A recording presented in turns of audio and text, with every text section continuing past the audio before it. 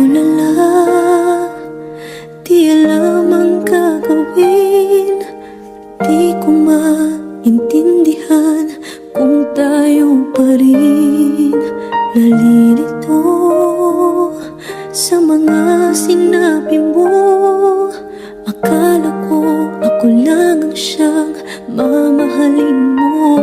Bigla kang nagbago, di ko alam ang dahilan. Ako ba'y iiwan mo?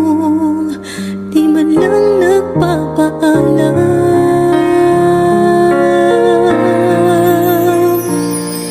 Bakit ba minamahal kita? Bakit ba palagi mong sinasaktan ang puso ko? Nababaliw pa rin ako sa'yo. Bakit ba